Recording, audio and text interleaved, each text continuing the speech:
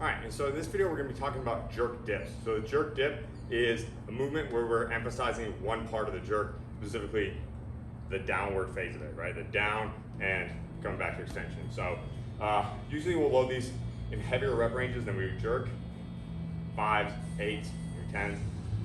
And we're really drilling that movement pattern at usually pretty high intensity relative to our jerk, or high weight relative to our jerk.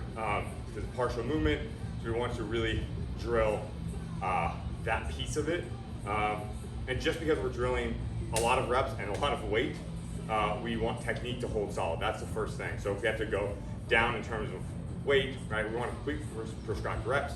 That fits into the scheme of the whole program. But if we need to go down in weight to maintain integrity of reps, cool. But usually this would be 80% or more of our 1 rep maximum jerk. So we're gonna end up holding these pretty heavy. So let's make sure we got the basics down. So key things, we're gonna set up just like a jerk.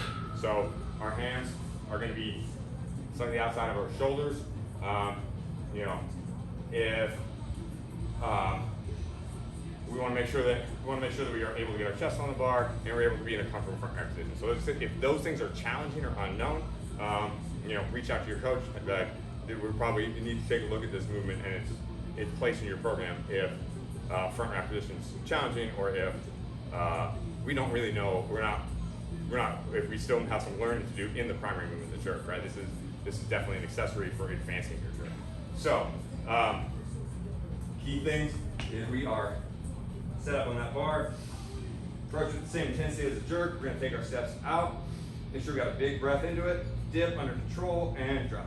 Right, and all we're doing is dip and drive. That bar is, I'll show you from the front angle, we're really not gonna leave our chest. We're not gonna get into like anything where it's like this, right?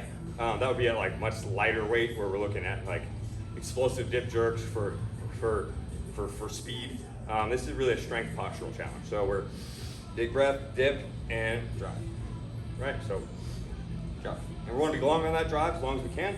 And we're taking them 1 rep at a time, even though we got a lot of reps. So we still want to make sure that our knees are pulling up. Our knees are tracking wide, we're pulling the floor apart, we're creating that tension, we're loading hips and glutes and firing them through. So from side angle, talk a little about the no-nos, the things we don't want to do. Right? We want to make sure that we are not tilting forward or tilting back in our dip. Those are 2 of the most common dip mistakes, with the forward being much more prevalent, especially as the weight gets heavy.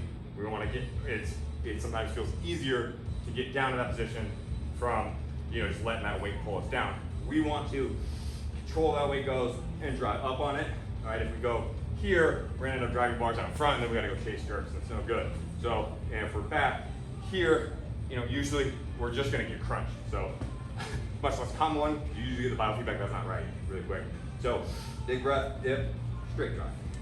And we perform these generally off a squat stand, a rack. We can also do them off of jerk blocks, but usually we're not dropping the weight, so it's not a need for jerk block, but if you're already working off the blocks, cool, right? And those are jerk dips.